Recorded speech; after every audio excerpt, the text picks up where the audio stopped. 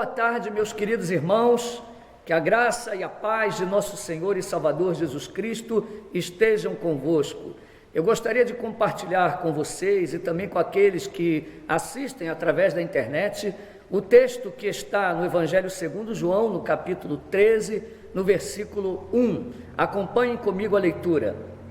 Ora, antes da festa da Páscoa, sabendo Jesus que era chegada a sua hora de passar deste mundo para o Pai, tendo amado os seus que estavam no mundo, amou-os até ao fim.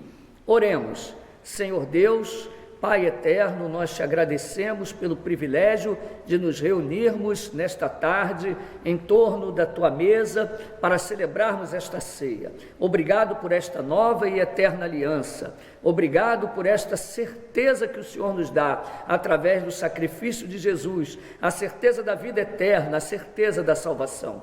Te louvamos, ó Deus, por tamanha graça e misericórdia. Agora usa a minha vida com poder, com graça e autoridade e prepara o coração dos teus filhos para ouvirem a tua mensagem, em nome de Jesus. Amém. Meus irmãos, nós vamos desenvolver esse sermão do versículo 1 até o versículo 19.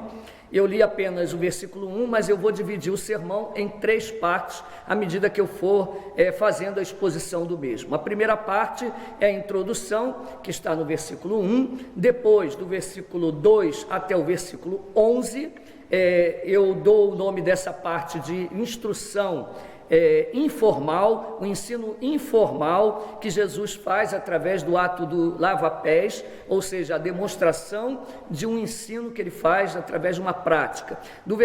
Da terceira parte, eu vou falar sobre o versículo 12 até o versículo 19, que eu vou dar o nome de ensino formal, quando Cristo ele vai explicar o que ele acabou de fazer, o ensino que está por trás da instrução que ele deu no lava-pés. Então, repetindo, eu vou desenvolver o sermão em 3 partes: a introdução, versículo 1, a parte 2, versículo 2 ao versículo 11, com o lava-pés, o ato do lava-pés, e o versículo 12 até o versículo 19, a terceira parte do sermão, nós vamos falar sobre o ensino por trás daquele ato. E encerro com uma aplicação prática para as nossas vidas nesta tarde. Meus amados, eu li aqui um texto que está no Evangelho segundo João, capítulo 13. Eu quero fazer algumas considerações, primeiramente, a respeito deste Evangelho. O Evangelho segundo João foi o Evangelho mais tardio, ou seja, o que foi escrito por último, já no final do primeiro século da era cristã.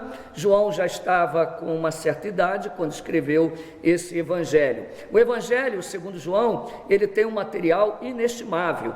Ele é um Evangelho diferente dos evangelhos sinóticos, no sentido de que ele concentra a maior parte da sua narrativa nos últimos momentos do ministério terreno de nosso Senhor e Salvador Jesus Cristo. Nós podemos perceber que do capítulo 1 até o capítulo 10 do Evangelho segundo João, nós abrangemos aí um tempo de aproximadamente 3 anos e meio de ministério terreno de Jesus.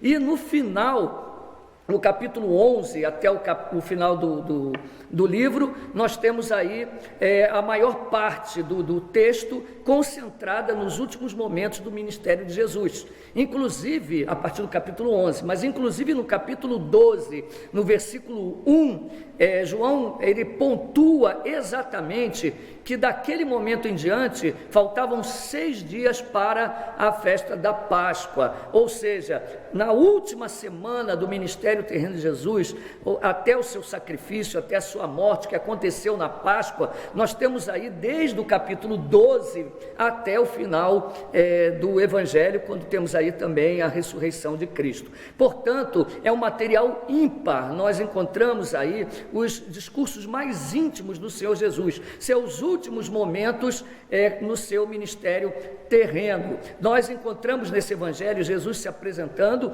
como a porta porta do curral das ovelhas, o bom pastor, a água viva. Nós vemos que João, ele afirma Jesus ser o verbo divino, o verbo encarnado. Então Cristo, ele é apresentado de uma forma ímpar nesse evangelho. Inclusive, podemos dizer que o evangelho, segundo João, é o evangelho da graça, é o evangelho que mais enaltece a graça e a misericórdia de Deus sobre homens pecadores como eu e como você que está presente aqui para celebrar esta ceia. Então, estamos diante de um evangelho maravilhoso. Eu particularmente gosto muito de ler e meditar no evangelho segundo João. Ele enaltece a graça maravilhosa de Deus, a salvação imerecida que chegou até nós. Nós vemos aí também a eleição no evangelho de João. Então, esse evangelho, para mim, ele é de extrema importância. O objetivo do evangelho está no próprio contexto do evangelho. Por exemplo, aqui no capítulo 20, nos versículos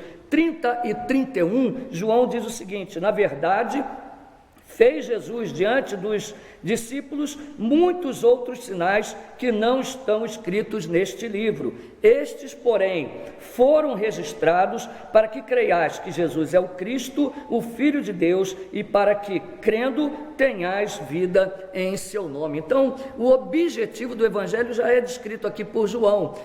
Todos os sinais, tudo que ele narrou aqui, tinha como objetivo mostrar que Jesus Cristo é o Filho de Deus, portanto, ele é Deus, mas ele é o Deus que se fez homem também, conforme diz no evangelho de João, capítulo 1, versículo 14, o verbo se fez carne, e crendo neste Deus que se fez carne, temos a vida eterna. E todas as narrativas são colocadas aqui pontualmente, de forma exata, para mostrar que Jesus é o Filho de Deus e para que, crendo nele, tenhamos vida. Chegamos aí ao nosso texto do capítulo 13, versículo 1, que nós lemos, repetindo, vamos dividir o sermão em 3 partes, e agora temos aqui essa introdução.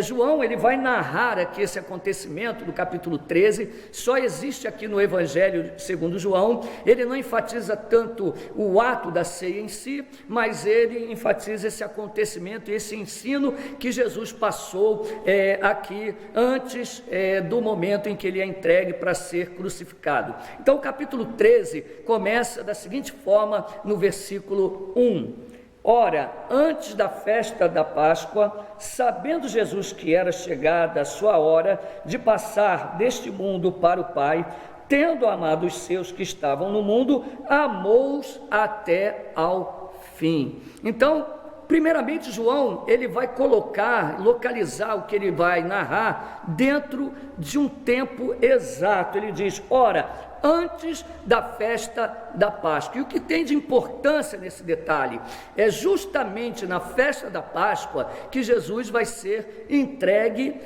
preso e crucificado, morrendo pelos nossos pecados. Portanto, é importante esse detalhe aqui. Cristo, ele é o Cordeiro de Deus, ele é o Cordeiro Pascal. A Páscoa, a festa da Páscoa, apontava para algo muito superior, que era o sacrifício de Jesus. Ele é o Cordeiro da Páscoa, ele é aquele que foi dado em nosso lugar, para perdão e remissão dos nossos pecados. Ele é o Cordeiro de Deus, conforme João relata no Evangelho. João Batista, ao ver Jesus chegando, diz, eis o Cordeiro de Deus que tira o pecado do mundo. Então, esse acontecimento aqui do capítulo 13, meus amados irmãos, acontece justamente bem perto do momento em que ele vai ser traído, e isso faz uma grande diferença para entendermos todo o contexto. E ele prossegue narrando o seguinte: sabendo Jesus que era chegada a sua hora de passar deste mundo para o Pai. Cristo estava ciente da sua missão, ele estava completamente a par do que ele ia fazer. Nada poderia impedir que ele entregasse a sua vida na cruz. Para isso ele veio ao mundo, por amor aos seus, por amor às suas ovelhas, por amor à sua igreja, por amor ao seu povo. Então Cristo sabia muito bem que estava chegando a hora da sua morte, a hora da sua crucificação, a hora do seu sacrifício. E João prossegue dizendo, tendo amado os seus que estavam no mundo, amou-os até ao fim. Interessante que, sabendo que estava próximo à sua morte, sabendo que estava na Páscoa, que ele seria entregue, que ele era o Cordeiro de Deus, que tira o pecado do mundo, sabendo de tudo isso, amados irmãos, olha que detalhe maravilhoso, ele amou os seus discípulos e amou-os até ao fim, sabendo que os seus discípulos o abandonariam, sabendo que eles correriam e fugiriam, se esconderiam, que aos pés da cruz permaneceria apenas as mulheres e João, o apóstolo, que inclusive está narrando essa história. Mesmo assim, Cristo amou os seus discípulos até o fim. Por isso que esse texto tem tudo a ver com esse momento que estamos celebrando aqui nesta tarde, com esse momento que estamos aqui retratando nesta mesa que está à nossa frente, a mesa da ceia, a ceia do Senhor, que mostra essa aliança eterna, o amor incomparável, o amor que não tem fim. Meus amados irmãos, muitos aqui sabem que eu trabalhei durante 30 anos no serviço de saúde. Tirei muitos plantões na emergência e na UTI do Hospital de Força Aérea da Escola de Especialistas de Aeronáutica. E lá naquele hospital eu vi cenas muito tristes às vezes. Eu vi, por exemplo, maridos abandonando as suas esposas e esposas abandonando os seus maridos no momento de dificuldade, no momento de dor, no momento de doença. Por exemplo, existe um caso em que uma determinada pessoa, a sua esposa, jovem, uma moça bonita, forte, cheia de vida, essa moça teve um acidente vascular cerebral, ela ficou com uma hemiparesia, ela ficou bastante limitada, com uma sequela, e imediatamente aquele homem abandonou a sua esposa, indo casar, inclusive, com uma pessoa conhecida da família. Também vi um caso em que um homem tinha 2 filhos, né, e a sua esposa, ao ter esses filhos eram deficientes, e esse homem simplesmente abandonou a mulher com os filhos doentes.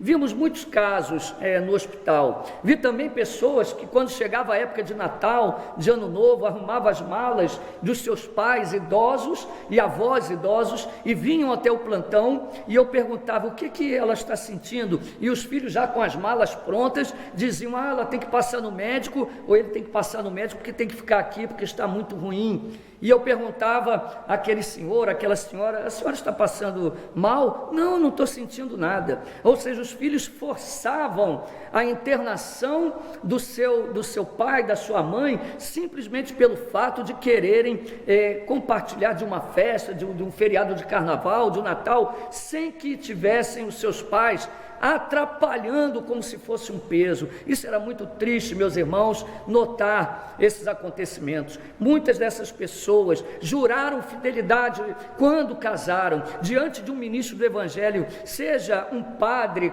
seja um pastor. Quando você foi até um ministro do Evangelho, eu lembro perfeitamente, porque fiz muitos casamentos e também lembro do meu casamento, que o ministro do Evangelho perguntava: você promete ser fiel na saúde ou na doença? E você dizia sim. Você promete ser fiel na adversidade ou na prosperidade? Sim. Na alegria ou na tristeza? E você dizia sim. E logo depois nós vemos que esses votos são quebrados, essas alianças, esse pacto que é feito diante do ministro, diante de Deus, diante das testemunhas, não era muitas vezes levado a sério. Isso é muito triste, mas eu quero dizer a você que está aqui nessa tarde, diante da ceia do Senhor, a você que está assistindo pela internet, o amor de Deus não falha, a sua aliança jamais se quebrará, porque ela não depende de nós, não depende do que nós fazemos, mas apenas daquilo que Deus fez. A aliança está firmada em Deus, daquele que promete: eis que eu estarei convosco todos os dias até a consumação dos séculos. Ele amou os seus discípulos e amou até ao fim. Cristo jamais nos abandonará, e esse é o momento de lembrarmos disso, um momento de ceia, lembrarmos que estamos firmados, temos plena certeza e convicção da vida eterna, e isso lembramos nesta tarde através da mesa do Senhor. Prosseguimos agora com o nosso sermão, com o ato do lava-pés, e eu vou chamar esse trecho de ensino informal, a instrução, que é aquele tipo de ensino que fazemos de forma demonstrativa. Então Cristo vai lavar os pés dos discípulos. O que será que ele quer ensinar através disso? Bom, vamos ler o texto do versículo 2 até o versículo 11. Durante a ceia, tendo já o diabo posto no coração de Judas Iscariotes, filho de Simão, que traísse a Jesus, sabendo este que o Pai tudo confiara às suas mãos e que ele viera de Deus e voltava para Deus, levantou-se da ceia, tirou a vestimenta de cima e, tomando uma toalha, cingiu-se com ela. Depois deitou água na bacia e passou a lavar os pés aos discípulos e a enxugar-lhes com a toalha com que estava cingido. Aproximou-se, pois, de Simão Pedro, e este lhe disse: Senhor, tu me lavas os pés a mim? Respondeu-lhe Jesus: o que eu faço, não sabes agora, compreendê-lo-ás depois. Disse-lhe Pedro: nunca me lavarás os pés. Respondeu-lhe Jesus: se eu não te lavar, não tens parte comigo. Então Pedro lhe pediu: Senhor, não somente os pés, mas também as mãos e a cabeça. Declarou-lhe Jesus: quem já se banhou não necessita de lavar senão os pés. Quanto ao mais, está todo limpo. Ora, vós estáis limpos, mas não todos, pois ele sabia quem era o traidor. Foi por isso que disse: nem todos estáis limpos. Meus irmãos, reparem bem como começa a narrativa nesse trecho. Durante a ceia, tendo já o diabo posto no coração de Judas Iscariotes, filho de Simão, que traísse a Jesus. Repare bem, Cristo sabia muito bem que Judas iria traí-lo. E Judas também já estava determinado em entregar Jesus. Naquele momento, Judas sabia muito bem o que ele ia fazer. Outra coisa também que João conta aqui no versículo 3 é o seguinte: sabendo este que o Pai tudo confiara às suas mãos, e que ele viera de Deus e voltava para Deus. Então, Cristo sabia que Judas iria traí-lo, ele sabia que veio de Deus e que voltaria para Deus, ou seja, ele estava consciente que a sua missão seria concluída, que ele morreria, mas não apenas isso. Cristo sabia muito bem que ressuscitaria. Ele mesmo havia afirmado: ninguém toma a minha vida, eu é que entrego a minha vida e torno a tomá-la novamente. Ou seja, Jesus sabia que morreria na cruz, sabia que ressuscitaria e sabia que seria glorificado e estaria à destra do Pai. Ele voltaria para o lugar da onde ele veio, ou seja, para junto do Pai. Então ele sabia de tudo isso, mas olha o que ele faz a despeito dessa colocação de saber que era Deus, de saber que vinha do Pai, que voltaria para o Pai. Olha o que diz aqui o versículo 4: levantou-se da ceia, tirou a vestimenta de cima e, tomando uma toalha, cingiu-se com ela. Depois deitou água na bacia e passou a lavar os pés aos discípulos e a enxugar-los com a toalha com que estava cingido, diz o versículo 5. Bom, o que acontece aqui é que Jesus está tomando a postura de escravo, tomando uma postura de servo. Havia um costume naquela região, quando as pessoas chegavam na casa de uma visita, iam fazer uma visita, o anfitrião, aquele que recebia a pessoa, costumava pedir para que o escravo ou o servo lavasse os pés do visitante, porque as pessoas geralmente usavam sandálias e o chão era cheio, impregnado de poeira, os pés ficavam sujos, e era uma forma de educação, de etiqueta e de alívio também lavar os pés do visitante. E quem fazia isso geralmente era um escravo ou um servo. Então Cristo aqui está tomando a postura de servo, conforme o próprio apóstolo Paulo diz lá em Filipenses, no capítulo 2, que ele deixou a sua glória, humilhou-se a si mesmo, tomando a forma de servo, e como servo foi obediente até a morte, e morte de cruz. Agora, uma coisa incrível repararmos aqui nesse texto, é que Cristo fez isso sabendo que seria traído, sabendo que seria abandonado ali na cruz. Ele humilha-se a si mesmo e ele lava os pés de seus discípulos em uma atitude de humildade, de humilhação, uma atitude em que ele assume uma postura de servo. Nesse momento, diz aí o versículo 6, aproximou-se, pois, de Simão Pedro, e este lhe disse: Senhor, tu me lavas os pés a mim? Simão diz: o Senhor vai lavar os meus pés? Pedro, como sempre, com as suas atitudes impulsivas, ele era muitas vezes precipitado no falar, e Pedro aqui diz: não, o Senhor não vai lavar meus pés, né? O Senhor vai lavar os meus pés, como quem diz, o Senhor sempre disse, o mestre, o Senhor, e agora o Senhor está tomando essa postura de servo e vem lavar os meus pés. E o versículo 7, temos a resposta de Jesus: respondeu-lhe Jesus: o que eu faço, não sabes agora, compreendê-lo-ás depois. Essa afirmativa de Jesus deixa muito claro para todos nós que havia um ensino por trás daquele gesto que Jesus estava fazendo.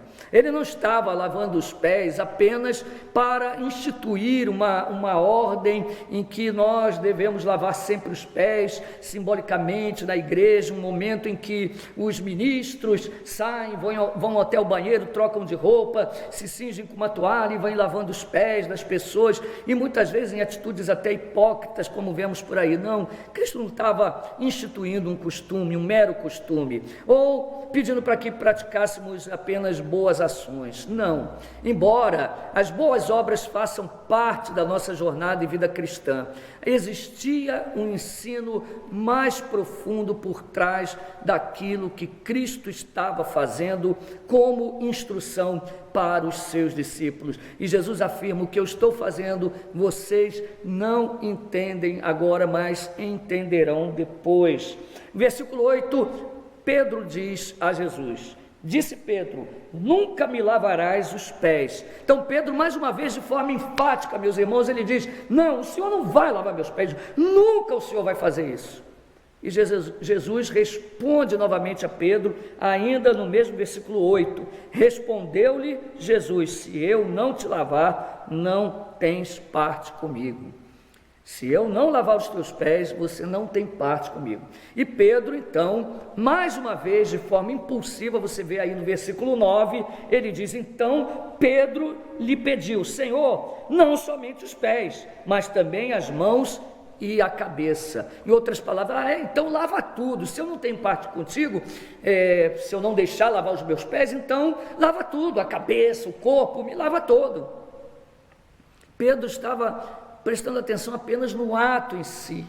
Ele estava enxergando apenas aquele gesto externo, assim como muitas pessoas hoje olham para esse texto e só conseguem ver as coisas, não conseguem uma percepção além da letra, só conseguem ver as coisas de uma forma externa. Mas havia um ensino, e Cristo novamente se dirige a Pedro dizendo no versículo 10, declarou-lhe Jesus: quem já se banhou não necessita de lavar senão os pés. Esse banhar aqui não é o mesmo lavar que está se referindo aos pés, é um banho completo. E aqui o texto está se referindo a um lavar regenerador, a um lavar da alma, um lavar do coração, que somente Cristo, pelo poder do Espírito Santo, pode operar no coração corrompido do homem.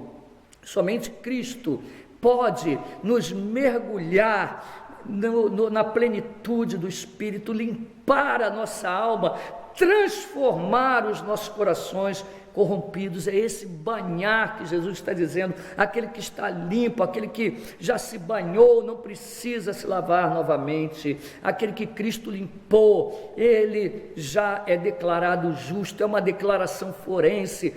Cristo, ele nos declara justo pelo lavar da sua palavra e do seu Santo Espírito. Então, aquele que se banhou não precisa se lavar novamente. E Jesus continua: quanto ao mais, está todo limpo. Ou seja, aquele que se banhou já está completamente limpo, ou seja, ele é declarado justo. perdoado dos seus pecados. Isso nos lembra o que Paulo diz em Romanos capítulo 8, meus irmãos: nenhuma condenação há para aqueles que estão em Cristo Jesus. Não tomamos um banho externo, mas Cristo nos lavou profundamente. E o restante do versículo, finalzinho, diz: ora, vós estáis limpos, mas não todos. E João explica por que escreveu isso, porque Jesus falou isso no versículo 11, pois ele sabia quem era o traidor, foi por isso que disse: nem todos estáis limpos. Interessante que lavar os pés, Jesus lavou de todos, inclusive de Judas, mas o banhar, nem todos receberam esse banhar, nem todos foram lavados profundamente, porque Jesus sabia quem o iria trair. Judas estava no meio deles, porém jamais foi regenerado. Avançamos agora para a terceira parte do nosso sermão. Passamos do ensino através de instrução para o ensino formal. Então agora Cristo vai ensinar aos seus discípulos, mostrando o significado do lava-pés. Vemos aí do versículo 12 ao versículo 19, acompanhem comigo a leitura desse texto. Depois de lhes ter lavado os pés, tomou as vestes e, voltando à mesa, perguntou-lhes: compreendeis o que vos fiz? Vós me chamais o Mestre e o Senhor, e dizeis bem, porque eu sou. Ora, se eu, sendo o Senhor e o Mestre, vos lavei os pés, também vós deveis lavar os pés uns dos outros, porque eu vos dei o exemplo, para que, como eu vos fiz, façais vós também. Em verdade vos digo que o servo não é maior do que seu senhor, nem o enviado maior do que aquele que o enviou. Ora, se sabeis estas coisas, bem-aventurados sois se as praticardes. Não falo a respeito de todos vós, pois eu conheço aqueles que escolhi. E antes, para que se cumpra a Escritura: aquele que come do meu pão levantou contra mim seu calcanhar. Desde já vos digo, antes que aconteça, para que quando acontecer, creiais que eu sou. Jesus inicia essa parte explicando o ato que ele acabara de realizar. No versículo 12 diz o seguinte, João: depois de lhe ter lavado os pés, ou seja, quando acabou de lavar os pés dos discípulos, tomou as vestes e, voltando à mesa, perguntou-lhes: compreendeis o que vos fiz? Ou seja, Cristo pergunta a eles: vocês entenderam o que significa o que eu acabei de fazer? O que será que Jesus estava ensinando? Ele prossegue dizendo: vós me chamais o Mestre e o Senhor, e dizeis bem, porque eu sou. Ser humilde não significa uma aniquilação da sua real situação. Não. Cristo sabia que era o Mestre, sabia que era o Senhor, mas ele jamais deixou de ser manso e humilde de coração.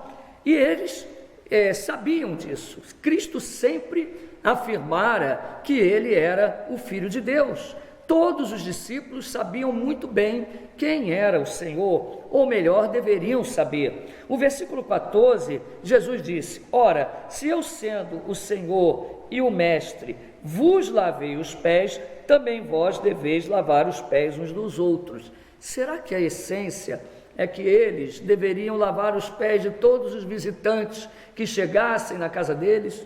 Que em todas as reuniões um devia lavar o pé do outro? Não. Não era esse propriamente o ensino. Certamente era um ensino de humildade, um ensino de servirmos uns aos outros, mas há algo muito mais profundo neste servir, porque quando Cristo veio ao mundo para nos servir, o maior serviço, a maior obra em cumprir a vontade do Pai foi entregar a vida pelos seus eleitos, pelo seu povo, pelas suas ovelhas. Então, essa maior situação de humildade, o maior exemplo de amor que Cristo pôde dar e de serviço, foi entregar a sua vida pelos seus filhos. Esse é o maior exemplo de amor, um amor que não poderia ser jamais abalado, um amor que leva ao perdão dos pecados e ao perdoar diário, não apenas a perdoar as nossas iniquidades e nos declarar justo, mas também um perdão constante no nosso andar, no nosso dia a dia. Cristo, ele não apenas perdoou os nossos pecados na cruz do Calvário,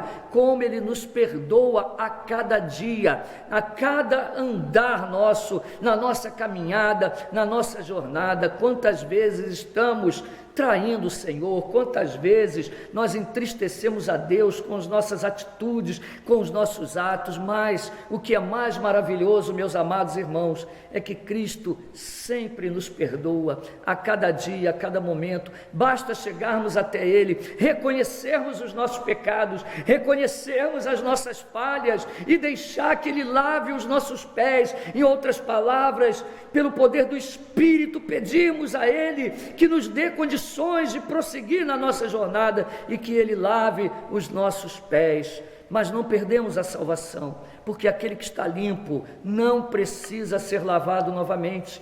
O lavar regenerador já aconteceu, basta apenas o perdoar diário. E Cristo disse: se eu que sou mestre e Senhor os perdoo a cada dia, sirvo a vocês perdoando os vossos pecados e lavando os vossos pés. Vocês também devem fazer isso uns com os outros. Em outras palavras, vocês também devem ter o mesmo amor. Quando Cristo, ele amou até o fim, João começa narrando isso. Lembra como começou o texto? No versículo 1, ele os amou até ao fim. Então, esse é o maior exemplo de amor, um amor que não se abala. Esse é o maior serviço. Ele ama até o fim, ele não vai desistir de nós de forma alguma. O versículo 15 diz o seguinte: porque eu vos dei o exemplo, para que como eu vos fiz, façais vós também. Em verdade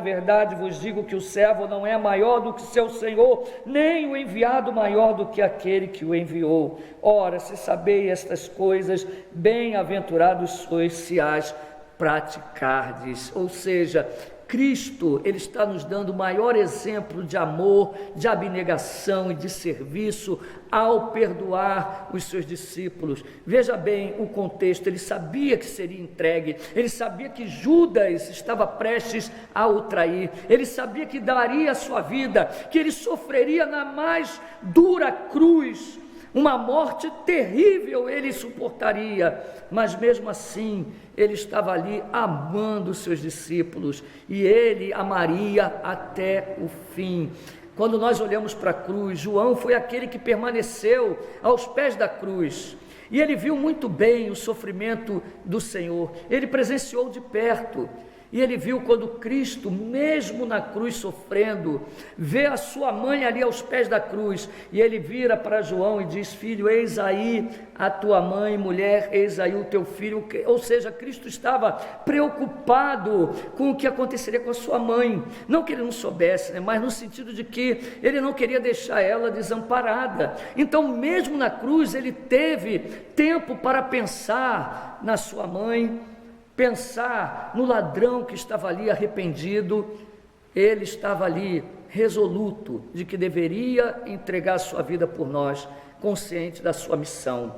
Por isso ele diz que nós devemos amar da mesma forma, fazer a mesma coisa, lavar os pés uns dos outros. E essa parte termina com os versículos 18 e 19. Não falo a respeito de todos vós, pois eu conheço aqueles que escolhi.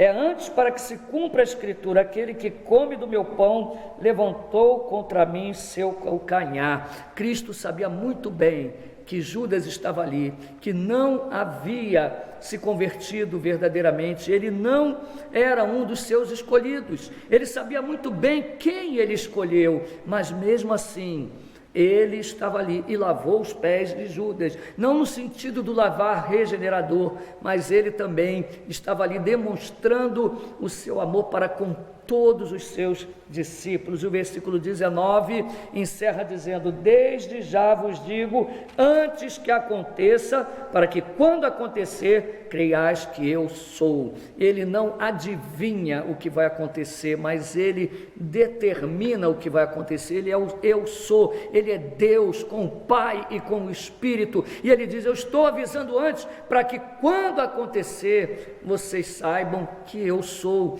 Os discípulos poderiam ficar abalados. A situação da traição de Judas foi muito terrível. Alguém que estava junto com eles, participou de tudo com eles, estaria traindo o seu Senhor. Mas Cristo já avisou antes, para que eles não se abalassem, para que eles estivessem firmados nele. O que podemos então, meus amados irmãos, aplicar às nossas vidas neste culto, nesse sermão aqui nesta tarde? Podemos aplicar esse texto de 3 formas, ou melhor, 3 aplicações. A primeira aplicação que eu quero fazer aqui nesta tarde, e também com você que está assistindo através da internet, é que o amor de Cristo por nós é eterno. Jesus jamais te abandonará, Ele te amará até o fim. Mesmo que você erre, mesmo no seu tropeçar, no nosso dia a dia nós estamos sempre falhando, pecando, entristecendo a Deus, porém o seu amor por nós é imutável, inabalável, nada pode nos separar do seu amor, nem a morte, nem a vida, nem os principados, nem as potestades, nem o presente, nem o porvir, nada pode nos separar do amor de Deus que está em Cristo Jesus, o nosso Senhor. E isso é maravilhoso, isso é uma garantia para todos nós. Todos podem abandonar você, todos podem te desprezar, mas Cristo jamais te abandonará, jamais te deixará. Ele tem um amor eterno por você. Este amor começou na eternidade passada. Este amor se concretizou e se demonstrou na sua forma máxima na cruz do Calvário.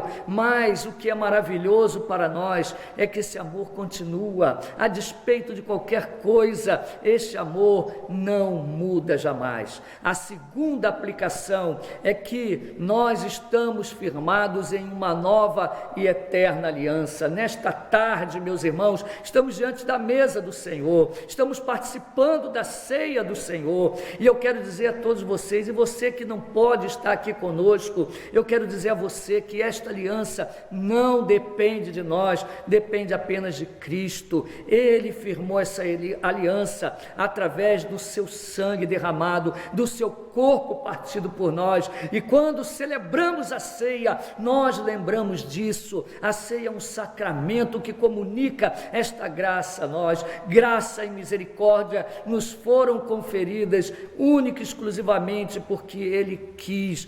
Graça e misericórdia só existem porque Deus nos escolheu, Deus nos elegeu antes da fundação do mundo. E a última aplicação que eu quero fazer nesta tarde é que Cristo nos deu o exemplo, e assim como Ele fez, nós devemos fazer uns com os outros, devemos perdoar uns aos outros. Na nossa caminhada cristã, ferimos às vezes uns aos outros, falamos coisas que entristecem os nossos irmãos, nós falhamos, erramos, muitas vezes traímos, mas assim como Cristo nos perdoou, devemos perdoar uns aos outros, a fim de que possamos prosseguir juntos no mesmo alvo, no mesmo caminho. Que Deus abençoe os irmãos, que Deus abençoe vocês aqui presentes. Nós vamos participar da ceia hoje. Que Deus abençoe aqueles que estão ouvindo pela internet, e eu convido você a orar nesse momento. Senhor Deus Todo-Poderoso, nós te agradecemos por esta aliança inabalável, esta nova e eterna aliança. Te louvamos pelo amor do Teu Filho, este amor incomparável, este amor maravilhoso, que se manifestou na cruz do Calvário a dar a vida por nós. Ó Cordeiro Santo, sangue imaculado, que nos lavou e nos banhou por dentro, pelo lavar regenerador da Tua Palavra e do Teu Espírito, nos garantindo a salvação. Obrigado, Obrigado por nos perdoar a cada dia, por lavar os nossos pés e nos ensina a fazer o mesmo com os nossos irmãos. Senhor, nos dê graça e nos abençoe, em nome de Jesus. Amém. Meus amados irmãos, vocês que ouviram esta mensagem através da internet, curtam o nosso canal, compartilhem e comentem. Deus abençoe a todos.